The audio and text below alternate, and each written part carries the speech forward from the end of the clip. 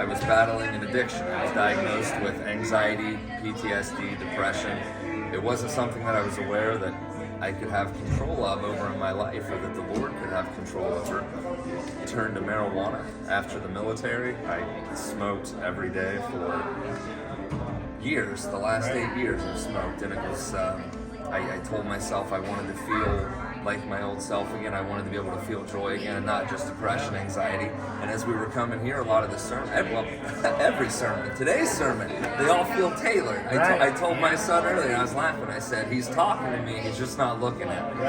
And Wednesday night service, I've been listening to the Lord as He's making improvements in my life. And at first they were pretty easy things to do, easy steps to take.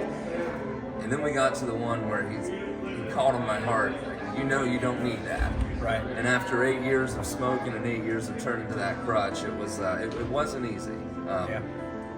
But it was extremely easy when I turned to Him about it, and I told myself that this was something that had to go, and I made every excuse. I'd like, well, if I just one more time, and then I'll throw it away. But He weighed on me and said, no, it goes tonight. I left Wednesday night, and I've never known joy like this in my life. And it's making big changes at work. My coworkers can see a change in me. I'm getting better sleep. I wanted to be as joy-filled as I was before. I'm far beyond that. I've never known joy like this. At my lowest low, I know how I looked at church, and I know how I looked at people that went to church.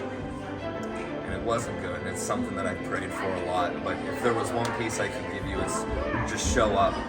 Just show up. And I tell people you'll never leave more upset than when you came, but there are some messages that you're going to hear here that are the harsh reality. They're not here to coddle to you. They're here to fill you with the Word. And sometimes when your life doesn't line up with that Word, it's going to hit pretty hard. But when I realized that it was within me, and I had to set my eyes straight, it's just come. It's not a place for perfect people. If we were perfect people, we wouldn't be here. It's good company, a good message, and it's food for the soul. So just come.